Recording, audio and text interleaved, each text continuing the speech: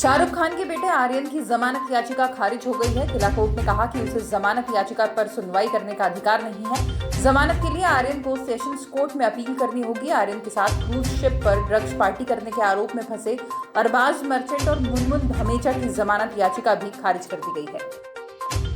उत्तर प्रदेश के लखीमपुर खीरी हिंसा मामले की सुप्रीम कोर्ट में आज फिर सुनवाई हुई। सीजेआई की बेंच ने उत्तर प्रदेश सरकार की जांच पर नाखुशी जताते हुए कड़ी फटकार लगाई।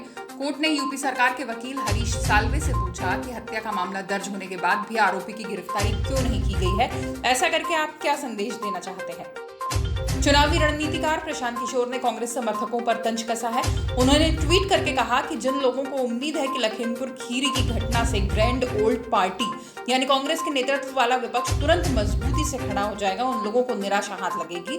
दुर्भाग्य से जीओपी की गहरी समस्याओं और इसके ढांचे की कमजोरी का कोई त्वरित समाधान नहीं है। आज रिजर्व बैंक की मौद्रिक नीति कमेटी की 3 दिवसीय बैठक खत्म हो गई है। आरबीआई ने रेपो रेट 4% और रिवर्स रेपो रेट 3% से ज्यादा पर बरकरार रखा है। ये लगातार नवी बार है जब दरों को जस का तस रखा गया है। इससे पहले मई 2020 में रेपो रेट को घटाया गया था। रेपो रेट का ये लेवल 2001 अप्रैल के बाद सबसे निचला लेवल है। Serum institute of India Bangladesh, Nepal और म्यांमार को कोविशील्ड वैक्सीन के 10 लाख डोज भेजेगा। केंद्र सरकार ने कंपनी को इसकी अनुमति दे दी है। इसके अलावा भारत बायोटेक भी कोवैक्सीन के 10 लाख डोज ईरान भेजेगा। टीकों का एक्सपोर्ट वैक्सीन मैत्री कार्यक्रम के तहत अक्टूबर में किया जाएगा। भारत में कोरोना वायरस महामारी की दूसरी लहर का असर धीरे धीरे कम होता जा रहा है। देश में एक्टिव केस की संख्या में कमी दर्ज की जा रही है। नए केस में 20 से 30 हजार के आसपास ही आ रहे हैं। देश में बीते 24 घंटे में 21,462 लोगों की कोरोना वायरस रिपोर्ट पॉजिटिव आई है। वहीं 24,955 मरीज रिकवर हुए हैं। इस दौरान 276 लोगों की मौत हुई है।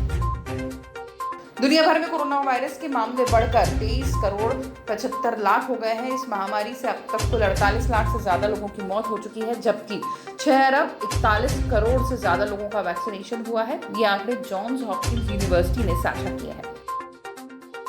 एयर इंडिया की घर वापसी हो गई है। उसे टाटा ग्रुप ने 18,000 करोड़ रुपए में खरीदा है। इसका ऐलान फाइनेंस मिनिस्ट्री के department of investment and public asset management ने किया है। टाटा के हाथ एयर इंडिया और एयर इंडिया एक्सप्रेस की कमान आएगी। India Boolean and jewellers association के मुताबिक आज यानी 8 अक्टूबर की सुबह 999 शुद्धता वाले 24 कैरेट सोने के रेट में 23 रुपए की बढ़त देखी गई है। इसके साथ ही 24 कैरेट सोने का रेट 46,941 रुपए प्रति 10 ग्राम हो गया है। वहीं इसके उलट चांदी के रेट में 453 रुपए की भारी गिरावट दर्ज की गई है। चांदी का रेट आज सुबह गुरुवार शाम के मुकाबले गिरकर 60,932 पर पहुंच गया।